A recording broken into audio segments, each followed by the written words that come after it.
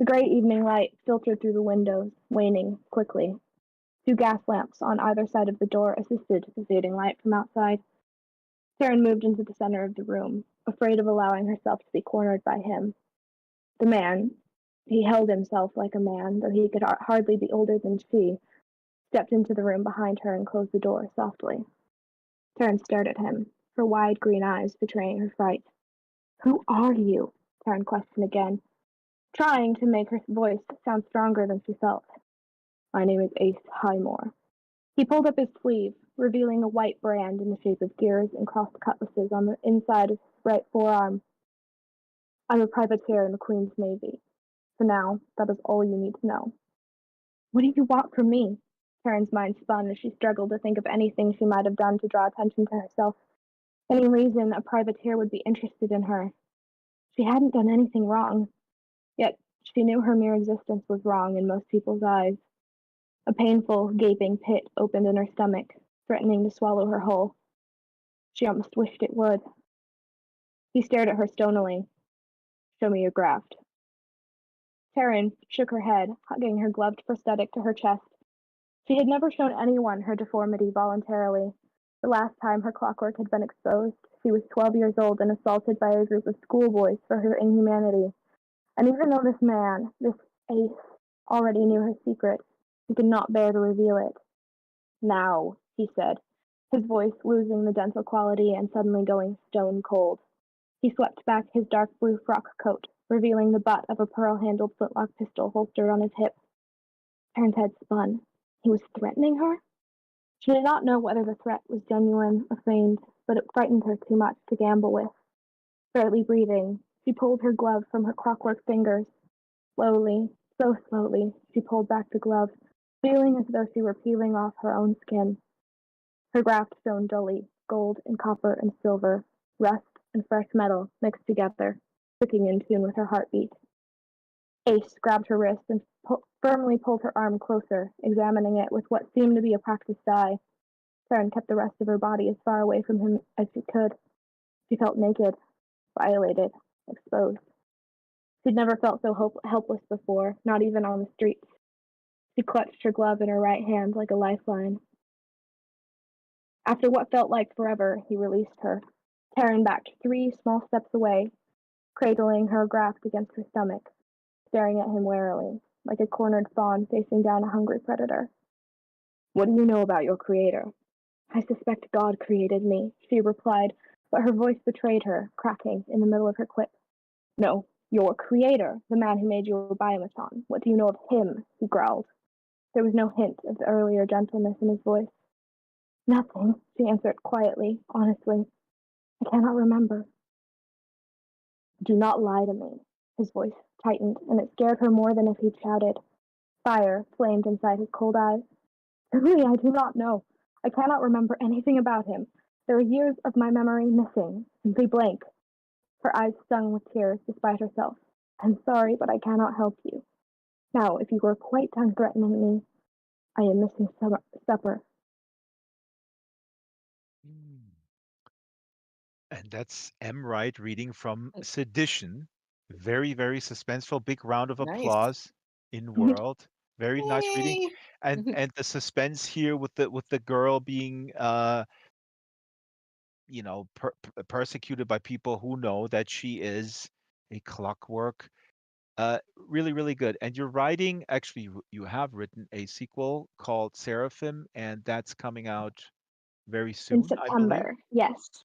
That we've had to push it back a little bit. It'll be out in September, but I'm very excited. We're working on edits right now, and I'm just loving being back in this world and getting to play with these characters some more.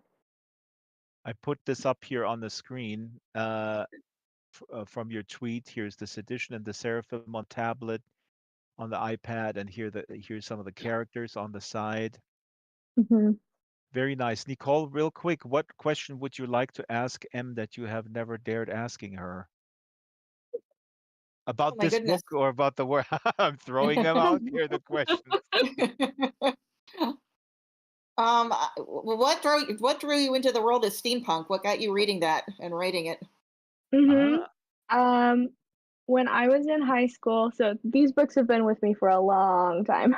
Mm-hmm. Mm-hmm. um, read a lot of Victorian fiction. I really loved sort of experiencing that world, but also more modern stuff. And the steampunk really drew me in because it was all the things I loved about Victorian time period without the things I hated, the inequality and um, the way women were treated as lesser citizens Mm-hmm. and the classism. And I've always been drawn to the sort of fantastic. And so airships and all those things really just like sparked my imagination. Uh, and from there, just started playing with these characters in a world that I wanted to make that was similar to that, but also sort of addressed those things that I was seeing in Victorian novels and also in my own life with the way girls were treated Mm-hmm. sometimes. And so then from there, it just sort of blossomed. I think that's awesome. That the this is really really well expressed, and thank you. That's what literature can do. You have Mhm, historical knowledge of a period that is fascinating you, and you just go like, what would happen if I strip this awesome stuff that's happening off the throw the sexism and the classism in the trash. I mean, it's a very utopian approach. I have mhm, a phase now. I mean, people know it, and I promise I'm not going to go off the tangent, but I'm reading a lot of utopian novels from the mm, late 19th century, beginning of the 20th. Uh, Jack London's Iron Heel, Looking mhm, Backward, is an amazing novel where this time traveler goes into the future of the year 2000 to find this socialist paradise. It's absolutely fascinating stuff that was written at the time. But we're here to talk about you guys, and now Nicole mm, will read from And she has encountered this mysterious widow who seems very out of place there. She's much better dressed and seems wealthier than anyone there. And that lady's name is Ada Oliver, and she has met with Ada once before, and she's not satisfied that Ada's telling her everything she knows. So in this chapter, she's decided to go back to Ada's house and see if she can find anything out on her own. So that's what she's going to do here. all right. Go ahead and start. Okay. Chapter 13, Mrs. Oliver's Daughter. Mrs. Oliver, Sorrow said, trying to keep a quaver out of her voice, I was looking for you, and you have found me. The woman's expression could have frozen water. Are you in the habit of creeping around people's homes uninvited? I called out for someone when I entered. And when you received no response, you felt free to enter my home and begin snooping. Is that how things are done back in Baltimore? Think, Sorrow, think. This is a very important matter, Mrs. Oliver. I did not want to leave here without speaking to you. Mrs. Oliver looked unmoved. And what might that important matter be? Sorrow drew a deep breath and steeled herself. I think you know what happened to my brother. I have already told you that I do not, Miss Hamilton. I don't believe you. I heard what you were saying to Balt Cooper about the lords below. And now she done it. It was out. Perhaps Mrs. Oliver raised one eyebrow slightly, but she had no further visible reaction to Sorrow's accusation. People in Tide Pool come up with strange stories to pass the time. Sorrow sighed. That's not an answer, Mrs. Oliver, and I don't believe you and Mr. Cooper were just telling stories to each other. Do you know what happened to Henry, or don't you? You can tell me, or you can explain it to the detectives my father will be sending here. Mrs. Oliver's upper lip curled into a sneer. There are things going on in this town that outsiders will never understand. I believe you have been told before that pursuing this issue is very unwise. The implied threat sparked hot anger in Sorrow's chest. I'm looking for my brother, Mrs. Oliver, and I won't stop just because you say so. I had no mother, and Hal has been the world to me throughout my life. And causing harm to a visit to your town and expecting it to go unnoticed strikes me as very unwise. Something in Mrs. Oliver's gaze wavered for just a second. It looked like concern. She almost seemed human, Sorrow thought. But then it was as if something closed itself up behind the woman's dark eyes. You have been warned, Mrs. Oliver said finally. Do you truly want to know what happened to your brother here? Does he mean that much to you? For God's sake, yes. That's what I've been asking for since I got here. And you pursue this of your own free will? Yes, Sorrow snapped again. Who else's will do you think I'd be following here? Stop wasting time and tell me what happened. Very well. I assure you that I did not kill him, Mrs. Oliver said. For the rest of it, I have something I must show you. Fine, let's see it. Sorrow's body tingled all over. Despite the brave tone she took, she wasn't sure she wanted to see what Mrs. Oliver was about to show her. What if it was whatever was left of her brother? No. She had to stop thinking like that. Her head began to spin again. Come with me. Mrs. Oliver turned and walked out of the parlor, and Sorrow followed. They passed the kitchen, which Sorrow noted looked barren and barely used. Mrs. Oliver stopped and opened the door to her cellar. Go in there, please. That is where you'll find the answers to where your brother has gone. You first, Sorrow said. I cannot accompany you down there. Well, that's silly. It's your house. Why can't you go down? Mrs. Oliver jabbed a finger at the stairs. Miss Hamilton, if you go in the cellar, you will learn what became of your brother. If you do not, I cannot help you any further. The answer to your question is down there, for you alone to discover. Sorrow was no idiot, and she knew. She knew that going into that cellar was madness. She knew it was entirely possible Mrs. Oliver would trap her down there and allow her to starve to death. She knew there was no good, intelligent, or sane reason to do this frightening woman's bidding. But she couldn't bear not knowing what had happened to Henry, and that decided her. She'd face whatever was down there when it came. She was more determined than Mrs. Oliver or anyone else in Tidepool could ever suspect. She had stolen away from father and her home to get here, after all. Sarah walked into the cellar, easing her way down the rickety staircase and trailing a hand along the damp wall. As soon as she had descended the dim cellar steps, the door slammed shut behind her, just as she had expected. A tiny sliver of light came into the cellar from a window that was too far out for Sorrow to access if need be. But the rest of the cellar was terribly dark and dank, and that stench of rotting fish was becoming overpowering. Sorrow took a deep breath and exhaled, trying not to let the panic take her. Well, she called up, in case Mrs. Oliver lurked at the door. I'm waiting, Mrs. Oliver. What information shall I find down here? She hoped that sounded sufficiently unintimidated. This is ridiculous, she told herself. She began feeling around the walls, trying to locate a lamp, or something she could use as a tool, or even a weapon. She felt nothing but damp wood beneath her trailing fingers. And then she froze for a moment. She was certain she had just heard someone breathing. Hello? She called out. No response. She could hear only her own beating heart as it began to speed up. Hal? Are you here? Her voice quavered now. And then there was a splashing sound nearby, as if someone were emerging from a bathtub. Was the basement someone's living space? But who would bathe in complete darkness? Somewhere in the cellar, a door creaked open. Sorrow bit her lip to stifle a shriek. Who's there? And now she heard it clearly.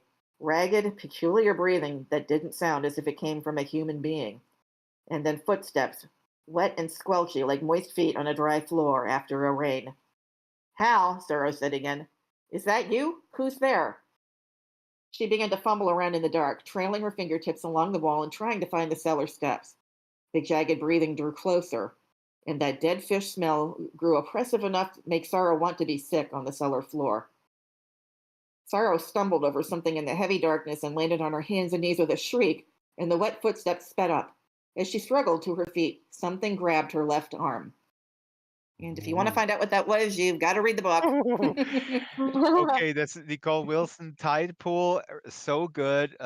So good. All in there. Em, what question do you want to ask her? Mm-hmm. I have also been getting into horror recently, just about the past year and a half. Mm-hmm.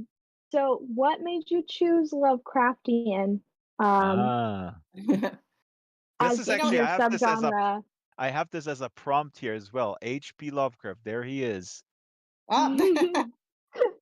It's just funny because Gosh, several years ago now, I was just walking along the beach and my mind just started wandering. I was actually thinking about American Horror Story, and I was trying to think about, okay, if I was going to come up with a story for that season, what would it do? And because I was at the beach and I was looking at the ocean, I started thinking of a story that I thought was very Lovecraftian about Mm. these horrific creatures in the ocean and this town that was being menaced by them. And there was one scary widow who kind of stood between the townspeople and the ocean. And so for this book, I kind of took a Lovecraftian tack, but hopefully, as I said before, the things that people do like about Lovecraft and none of the things that people don't like about him, hopefully. Mhm. So, I can attest to that. I can attest you. You did a fantastic job. Actually, quick follow up. I mean, what I find fascinating, Lovecraft, kind of, now I'm not a specialist. We had Nick Mamatas on and many others who say, you know what, he didn't really invent this genre, the cosmic horror. There were others, etc. But he's usually credited with this kind of stuff. And there are certain tropes and things that are so sort of tied to him, and you use them in Tidepool. But what I'm fascinated by, you're using these and you brought in your own voice. Now, my question that I find fascinating, and with music is the same for me as a musician, uh, sometimes I'm like, oh my God, now I'm using these cliches. They've been used a million times. But then over time, this has to do with confidence that comes from doing it over and over and over. And then at some point, at least, thinking, okay, I do have kind of my own style. And then some people reinforce that, come out to you and say, hey, you have your own style. So I'm telling you, you have your own style. This is my compliment here. But how do thank you. you are you sometimes, or is that an issue for you to that that that that can be, maybe paralyzing is a strong word, but when you think you're writing something, you're like, "Oh my God, that's such cliche. That Lovecraft wouldn't even have used that one," or something like that. I mean, how does that work? How do you know, how do you then go ahead with something or throw something in the garbage, or yeah. Yeah, absolutely. Sure, you're always on guard for tropes that have been completely overused, or I do kind of stand by the idea that there's, no matter how stale or played out a genre might seem, like, everybody's saying, oh God, no more vampires. I'm so sick of vampires. But then something like What We Do in the Shadows will come along that is freaking hilarious in a way nobody really approached vampires before. So I guess you just I try to be mindful of, my situation, trying to add this young girl into the story where I don't really see too much of that in older works like Lovecraft's, and it's a very woman centered story, which I also did deliberately. And I also at the end tried to bring it into modern times just to put a little bit more of my own spin on the story. But yeah, that's something you do watch out for, because you were always hearing editors saying, well, you don't want any more zombies, none of this, none of that. But But not I even do. on like the big level, but even like Mhm. the small, like when you say, okay, the fish smell, or then you Mhm. hear there's a kind of noise, and I guess where I'm getting at, the successful people, realized over time, they know that the phrase "he said," it has been used a gazillion Yeah. times, and that's completely fine because people do say things. And Mhm. so in this genre, things smell fishy and splashy sounds come up, and things are huge and slimy. And so to use the word slimy or whatever is completely legitimate, and you don't have to beat yourself up over using that term. and Right. and and other people may not be at the point where they may get stuck with writing this, and they may get blocked by wanting to reinvent the wheel to a certain in a certain sense. Mhm. Mhm. Yeah, sure. It's like tropes are tropes because they work. They tend to be very effective ways to reach people. Sometimes it really helps to like show my work to other people. Like I've gone to a few workshops where people have kind of thought of an interesting new way to reframe something that people have seen a billion times. So definitely, that's one way to kind of help. Like, Hmm. okay, like I know I could just say it's slimy and it's valid, but can you say this some other way? And just trying to, Sorrow finds the fishy rake especially oppressive because she hates fish. She doesn't like eating it because she's been stuck in seaside towns all her life. So that was another detail I tried to throw in to try to put a different spin on that whole issue too. Yeah. So yeah. Oh, Yeah, you. Flenza here says in the local chat, and I don't know what he means. He says it's not a gooey old man. He's just a servant for something really bad. And then the resistor says, this is interesting. He says, his opinion, one Alien movie would have been enough. It should perhaps be something special, a small celebration. So the resistor, are you saying that nobody should read and make movies anymore? No, I see what you're saying. This is an interesting point about sequels and stuff like that. I'm just sort of regurgitating something that works. Hmm. I'm very opinionated in that regard towards the Marvel movies, where I haven't even seen one of them, so I also not qualified to comment. So real quick before we move on to something even more exciting, because more reading from Shyla, who discovered a short story. If the camera could pan into the audience, because we have an kind of famous guy here in the audience. His name is Sean Gibson, and he's a fellow Parliament House published author of